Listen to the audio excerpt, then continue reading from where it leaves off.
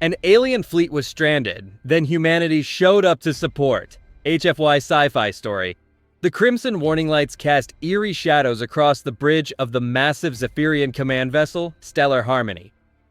Admiral Kylix pressed her elongated fingers against the holographic display, watching as 17 ships of her exploration fleet drifted helplessly through the void of uncharted space.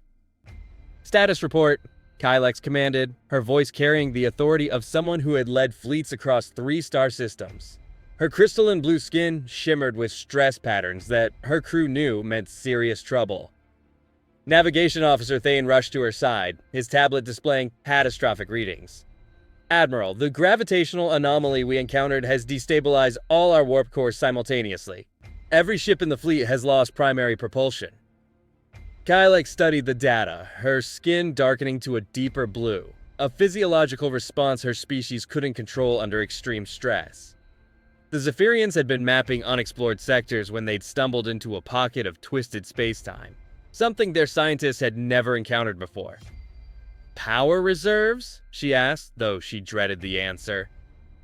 Life support is running on emergency systems across all vessels, reported Chief Engineer Vorak from the adjacent console. Food stores will last approximately 4 months. After that, he left the sentence hanging like a death sentence over the bridge. 6,000 crew members spread across 17 ships now face the very real possibility of dying in the endless dark between stars. The nearest Zephyrian outpost lay 18 months away at conventional speeds, impossible to reach with their current predicament. Kylix walked to the massive viewport that dominated the forward section of the bridge. Beyond lay an infinity of stars, beautiful and utterly indifferent to their plight. Prepare long-range communications. We'll broadcast a distress signal on all frequencies. Admiral, Thane said quietly, our long-range scanners detected no known civilizations in this region. The probability of rescue is... I know the odds, officer, Kylix cut him off, but we try anyway. That's what leaders do.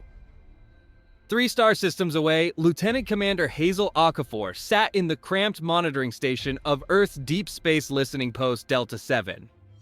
The graveyard shift at humanity's most remote outpost was usually filled with routine scanning and the occasional maintenance alert. Earth had only established these deep space monitoring stations 5 years ago, after first contact with alien civilizations had proven the galaxy was far from empty. Hazel sipped her now cold coffee and monitored the automated systems that swept the cosmic radio spectrum for any unusual signals. Humanity was still the newcomer on the galactic stage, having encountered only 2 other species in their brief venture into deep space exploration. A sharp alert tone made her nearly spill her drink. One of her screens lit up with patterns she'd never seen before, complex mathematical sequences embedded in what appeared to be a cry for help. That's new, she muttered, leaning forward to analyze the signal. The pattern was definitely artificial, clearly intelligent, but it didn't match any known communication protocols from the Altarian Trade Federation or the Centauri Collective. After 20 minutes of analysis, Hazel was certain this was a distress call from an unknown species. She reached for her communications panel.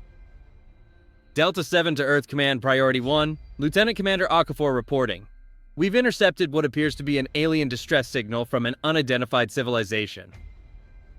Dr. Amira Hassan had been in the middle of a heated debate with the Colonial Defense Council when the emergency alert came through. As Earth's chief xenological advisor, she'd spent the last decade studying humanity's few alien contacts and preparing protocols for future encounters.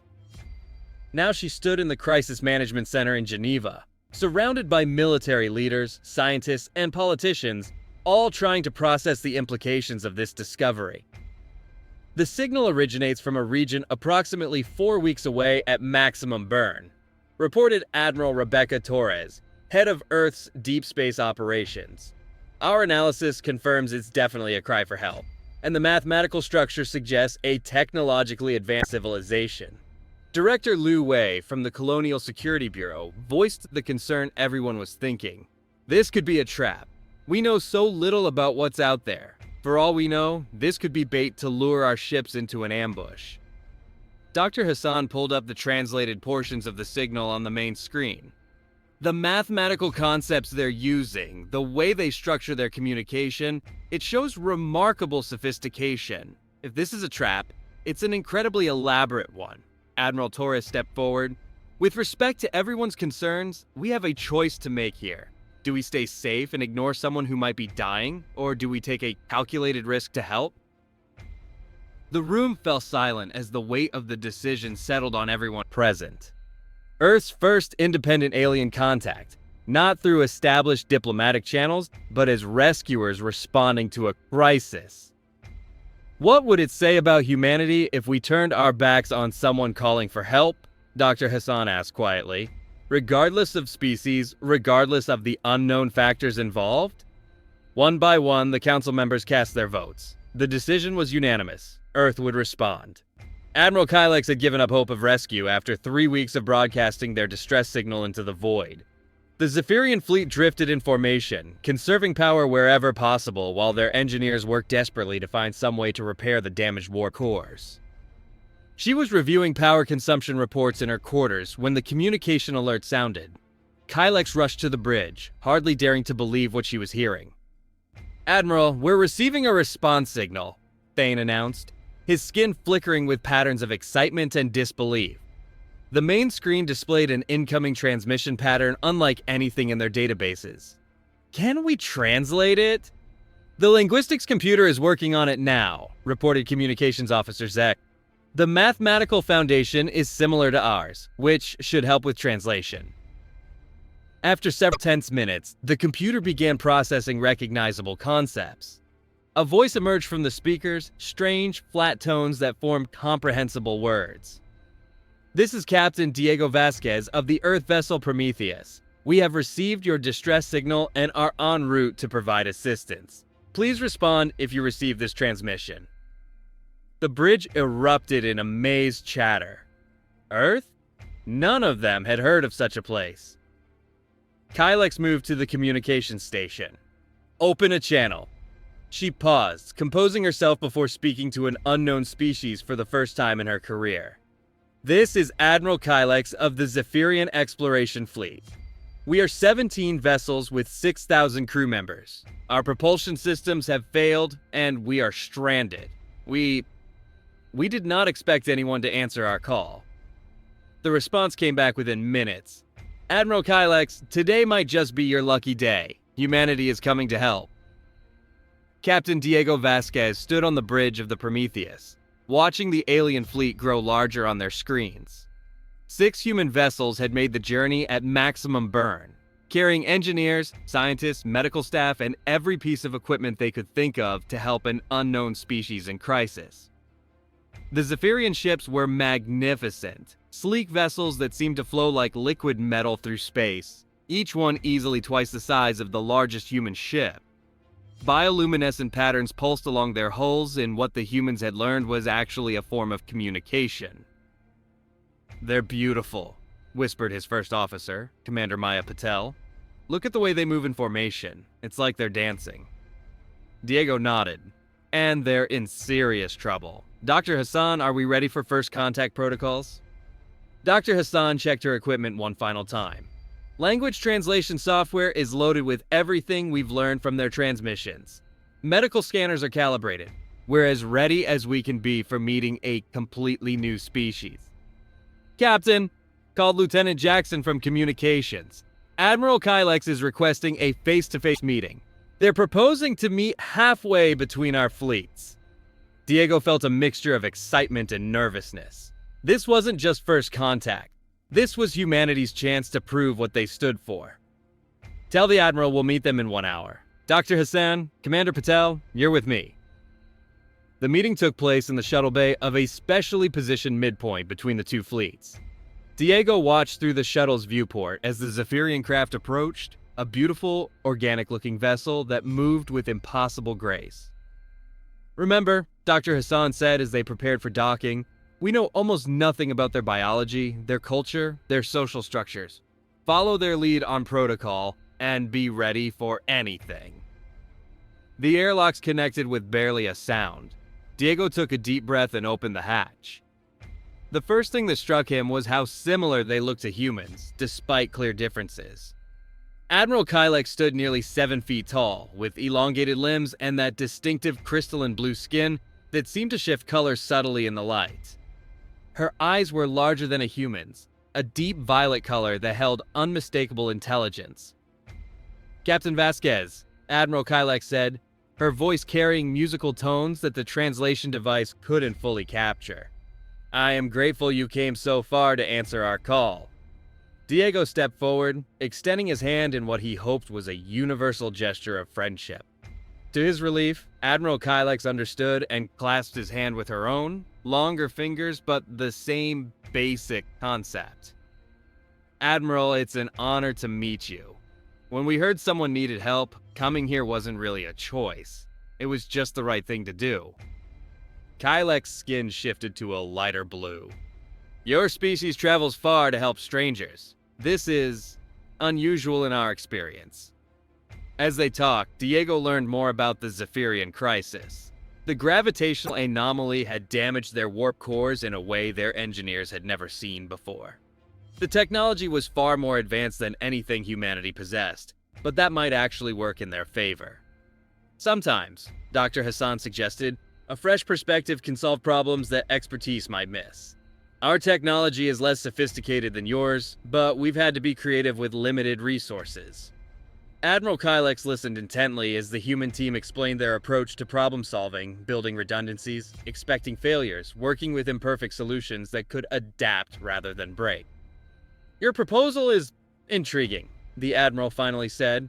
"You would share your knowledge freely, expect nothing in return?" "That's what neighbors do," Diego replied simply. "You help when you can." The joint repair effort began the next day. Human engineers worked alongside Zephyrian technicians in the massive engine bays of the alien ships, struggling at first to communicate complex technical concepts despite their translation devices. Chief Engineer Rosa Martinez found herself paired with Vorak, the Zephyrian who oversaw their propulsion systems. The cultural differences were immediately apparent. Where Zephyrians sought perfect, elegant solutions, humans were willing to try quick fixes and improvise workarounds. "This connection here," Rosa explained, showing where a human-made component would interface with Zephyrian technology. "It doesn't need to be perfect, it just needs to be strong enough to flex when stressed." Vorak's skin rippled with what Rosa had learned indicated confusion. "But if it is not perfect, it could fail." "Everything can fail," Rosa replied with a grin. "So we build things that fail gracefully, that can adapt and keep working even when they're damaged." As the days passed, both species learned from each other. The Zephyrians were amazed by human adaptability and resourcefulness. Where they might spend days calculating the optimal solution, humans would try multiple approaches simultaneously, learning from each failure. The humans, meanwhile, were in awe of Zephyrian technology. Their materials could change properties on command. Their computers processed information at impossible speeds, and their understanding of physics was centuries ahead of Earth's. "It's like they've solved engineering," Rosa told Diego during one of their evening briefings. "Everything works in perfect harmony. But that's also their weakness. When one thing breaks, everything breaks." "And that's where we come in?" "Exactly. We're going to teach their perfect systems how to be beautifully imperfect." The breakthrough came from an unexpected source. Tommy Chen wasn't a scientist or engineer. He was a maintenance technician who kept the Prometheus's systems running. But he'd been watching the Zephyrian repair efforts with the curiosity of someone who'd spent his life fixing things that weren't supposed to break. "You know what this reminds me of?" he said to Rosa as they watched Zephyrian engineers struggle with a damaged warp core component. "My old motorcycle back on Earth. Beautiful machine, perfectly tuned, but if one thing went wrong, the whole bike would shut down." Rosa looked up from her tablet. "And, well, I learned to build in what my grandfather called graceful failures. When something breaks, instead of shutting down, it switches to a backup mode that's not perfect, but keeps you moving." The idea was revolutionary to the Zephyrians. Their entire engineering philosophy was based on preventing failure through perfection. The concept of intentionally building systems that could degrade gracefully while maintaining function was completely foreign. When Tommy presented his idea to the joint engineering team, the room fell silent. Admiral Kylek studied the rough schematic he'd sketched on his tablet. You propose to make our systems worse? She asked, her skin showing patterns of confusion. Not worse, Tommy explained. More flexible. Like a tree that bends with the wind instead of a stone pillar that breaks. Vorak examined the design more closely. This goes against everything we understand about proper engineering. Maybe that's exactly why it might work, Diego suggested. You've been trying to solve this with Zephyrian thinking. What if the solution requires human thinking? The first test of the hybrid repair system came 3 weeks after the human fleet arrived. They'd chosen the smallest Zephyrian vessel for the prototype, installing human-designed backup systems alongside repaired Zephyrian warp cores. Rosa and Vorak stood together in the engine bay, watching as power flowed through the modified systems. Around them, engineers from both species monitored readings with nervous anticipation. Initiating power sequence, Vorak announced. All primary systems nominal. The warp core began to glow, its beautiful blue radiance filling the chamber. But surrounding it now were the human additions, ugly, bulky systems that looked primitive compared to Zephyrian elegance. Power at 50%, reported a technician. Backup systems are stable. Rosa held her breath as they approached the critical threshold where the original failures had occurred. 75%. Gravitational field interactions within normal parameters. Full power, Vorak announced. For a moment, everyone watched in silence as the reading stabilized. Then, the Zephyrian engineer's skin burst into brilliant patterns of orange and gold, colors Rosa had never seen before.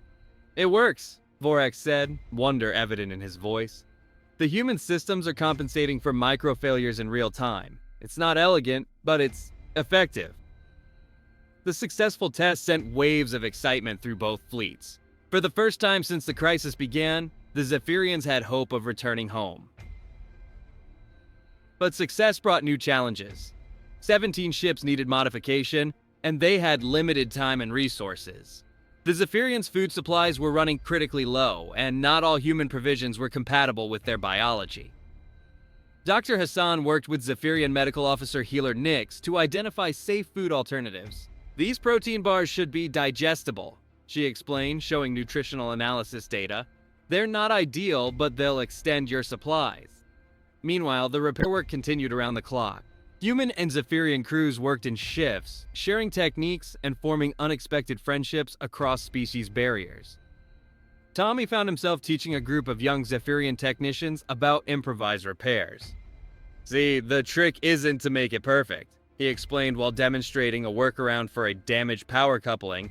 The trick is to make it work until you can do better. One of his students, a junior engineer named Kess, watched with fascination. On our world, such methods would be considered unprofessional. Maybe, Tommy smiled, but they keep things running when perfect solutions aren't available. As the weeks passed, the collaboration deepened beyond mere technical cooperation. Zephyrian musicians shared their harmonic compositions with humans, creating sounds that resonated through multiple dimensions. Human artists taught Zephyrians about visual expression, leading to collaborative works that neither species could have created alone. Food became a bridge between cultures. Zephyrian cuisine featured complex molecular gastronomy that amazed human palates, while simple human comfort foods like soup and bread became favorites among Zephyrian crew members. The most significant breakthrough came from an unexpected collaboration between Dr. Hassan and Admiral Kylex. They'd been discussing the philosophical differences between their species when Hassan mentioned humanity's approach to exploration. We've learned that the universe is dangerous and unpredictable, Hassan explained as they sat in the Admiral's quarters, sharing tea made from Zephyrian plants that tasted remarkably like Earth chamomile. So we build our ships and our plans expecting things to go wrong. Kylex's skin shifted to thoughtful purple patterns. The Zephyrian way is to achieve mastery over variables, to control outcomes through superior knowledge and preparation. Both approaches have value, Hassan suggested, but maybe together, they're stronger than either one alone. This conversation led to a radical proposal. Instead of simply fixing the Zephyrian ships, they would fundamentally redesign the warp drive architecture to incorporate both philosophies. Zephyrian precision and efficiency combined with human adaptability and fault tolerance. The hybrid design that emerged from their collaboration was unlike anything either species had imagined. It maintained the elegant efficiency of Zephyrian technology while incorporating multiple backup systems and adaptive protocols that could handle unexpected situations. 2 months after first contact, the moment of truth arrived. The modified command ship Stellar Harmony prepared for its first warp jump since the crisis began. Both fleets watched as Admiral Kylex gave the orders from her bridge, with Captain Vasquez and his team present as honored observers. "All systems report ready," announced Navigation Officer Thane. "Hybrid warp core is stable at full power." Kylex looked at Diego, who nodded encouragingly. "Initiate jump sequence." The ship shimmered, reality bent around it, and for a heart-stopping moment, nothing happened. Then the Stellar Harmony vanished, reappearing instantly at the designated coordinates thousands of kilometers away. Cheers erupted on every ship in both fleets. The jump had been not just successful, but smoother and more efficient than original Zephyrian systems had ever achieved. When the command ship returned to the fleet, Admiral Kylex's first message was simple. "The human Zephyrian hybrid drive exceeds all expectations. We are ready to go home." The final departure came 3 weeks later, after all 17 Zephyrian ships had been successfully modified. But what had begun as a rescue mission had evolved into something far more significant. Diego stood with Admiral Kylex on the observation deck of the Stellar Harmony, watching as the two fleets prepared to part ways. The humans would escort the Zephyrians to the edge of their territory before returning to Earth, but this was far from goodbye. "The Zephyrian High Council has voted unanimously," Admiral Kylex announced, her skin displaying formal ceremonial patterns.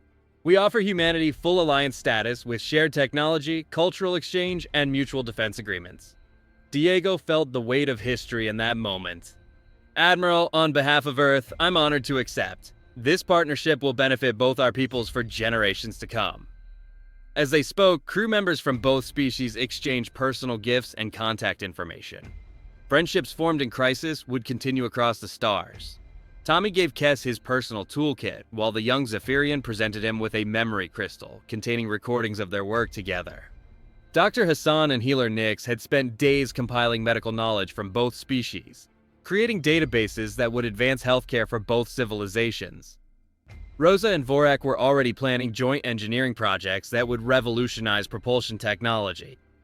The farewell ceremony took place in the vast cargo bay of the Stellar Harmony, with representatives from both fleets gathered together. Admiral Kylex addressed the assembly, her voice carrying to every ship through open communication channels. "When we sent our distress call into the void, we hoped for rescue," she began.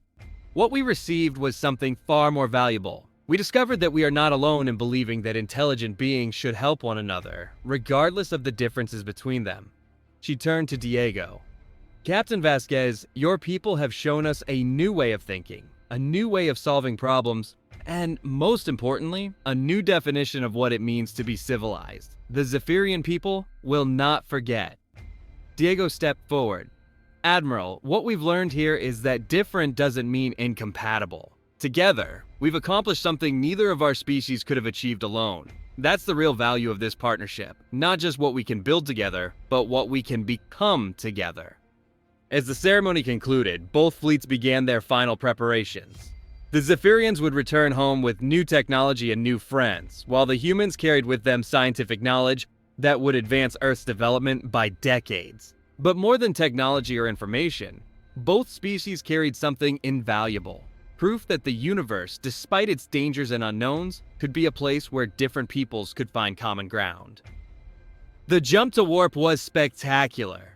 17 Zephyrian ships and 6 human vessels entered hyperspace together, their combined fleets creating a light show that painted the void with brilliant colors. For the crew members watching from the observation decks, it was a moment of pure beauty. Two civilizations moving forward together into an uncertain but hopeful future. As they traveled through the higher dimensions of warp space, Tommy found himself standing next to Kes in the Stellar Harmony's observation lounge. The young Zephyrian engineer was studying the toolkit Tommy had given him, marveling at the simple, practical tools. "These instruments are not sophisticated by our standards," Kes observed. Yet they accomplished what our advanced systems could not. Tommy smiled. Sometimes the best tool for the job is the one that just gets the job done, you know? It doesn't have to be fancy. I think I am beginning to understand, Kess replied, his skin showing patterns of contemplation. There is wisdom in simplicity. Nearby, Dr. Hassan was deep in conversation with Admiral Kylex about the philosophical implications of their encounter. What fascinates me, Hassan was saying, is how quickly our species found common ground, despite completely different evolutionary paths. Perhaps, Admiral Kylex suggested, intelligence naturally tends toward cooperation with Admiral Kylex about the philosophical implications of their encounter. What fascinates me, Hassan was saying, is how quickly our species found common ground, despite completely different evolutionary paths. Perhaps, Admiral Kylex suggested, intelligence naturally tends toward cooperation when faced with the vastness of the universe. Survival may depend on our ability to work together. The journey to Zephyrian space took 5 days, during which the collaboration continued. Human and Zephyrian scientists worked together to analyze the gravitational anomaly that had caused the original crisis, determining that it was a natural phenomenon that occurred in certain regions of space. Their joint research would prevent other ships from suffering the same fate. Engineers from both species refined the hybrid drive design, creating blueprints that would revolutionize space travel for both civilizations. The fusion of Zephyrian elegance with human practicality produced systems that were not only more reliable, but also more efficient than either approach alone. When they finally reached the border of Zephyrian territory, they were met by a massive reception fleet. News of the rescue and subsequent alliance had spread throughout Zephyrian space, and ships from across their civilization had come to witness the historic moment. Admiral Kylex stood on her bridge as they approached the reception fleet, Diego beside her as an honored guest. Captain, I want you to know that what happened back there, when we were stranded, it changed something fundamental in how my people think about the galaxy. How so? Diego asked. Before, we believed that advanced civilizations were rare, that most species were too primitive or too aggressive to be reliable partners. You proved that advancement isn't just about technology, it's about character. The formal ceremony marking the establishment of the Human-Zephyrian Alliance took place aboard the Harmony of Worlds, the Zephyrian High Council's ceremonial vessel. Representatives from both governments signed agreements that would bind their civilizations together in friendship and mutual support. But for the crew members who had lived through the crisis, the real significance wasn't in the formal documents. It was in the relationships they built and the understanding they achieved. As the human fleet prepared to return to Earth, carrying with them Zephyrian ambassadors and technological gifts, Tommy found himself saying goodbye to Kess and the other engineers he'd worked with. "You will visit Zephyria Prime?" Kess asked, using the invitation protocols they'd established. "Absolutely," Tommy promised. "And you've got to come see Earth. I want to show you my grandfather's motorcycle, the one that taught me about graceful failures." Similar farewells were taking place throughout both fleets. Dr. Hassan exchanged research notes with healer Nix, while Rosa made plans with Vorak for joint engineering projects that would benefit both civilizations. The return journey to Earth was triumphant. News of humanity's first successful independent first contact and the alliance that resulted had spread throughout human space. When the Prometheus and her escort vessels finally entered the Sol system, they were greeted by a fleet of ships from every human colony. Captain Vasquez stood on his bridge, watching Earth grow larger on the screen, and reflected on how much had changed. They'd left as rescuers and returned as ambassadors, having proven that humanity's greatest strength wasn't their technology or their military might. It was their willingness to help others, even strangers from distant stars. The debriefing sessions on Earth lasted for weeks, as scientists, engineers, and diplomats absorbed everything the rescue fleet had learned. But the most important lessons couldn't be contained in reports or technical manuals. Admiral Torres summed it up best during the final mission briefing. What you accomplished out there wasn't just a rescue, it was proof of concept. You proved that humanity has something valuable to offer the galaxy, not just in terms of resources or technology, but in terms of character. 6 months later, the first human students arrived at Zephyrian universities, while young Zephyrians began their studies on Earth. The technological exchange program was producing innovations neither species could have imagined alone, while cultural exchanges were creating art, music, and literature that transcended the boundaries between worlds. Tommy Chen had become something of a celebrity. His graceful failure philosophy, now taught in engineering schools across both civilizations. He split his time between Earth and Zephyria Prime, teaching practical engineering to students who had grown up expecting perfection. Dr. Hassan headed the new Joint Xenological Institute, where human and Zephyrian scientists worked together to prepare for future contacts with other species. Their first joint paper, The Philosophy of Interspecies Cooperation, became required reading at universities throughout both civilizations. Admiral Kylix and Captain Vasquez co-authored the Alliance Emergency Response Protocols, ensuring that future crises would be met with swift, coordinated action between their peoples. But perhaps the most significant change was in how both species viewed the universe. The Zephyrians had learned that perfection wasn't always the answer, that sometimes the best solutions came from adapting and improvising. Humans had learned that their seemingly chaotic approach to problem solving was actually a sophisticated form of intelligence that other species could value and learn from.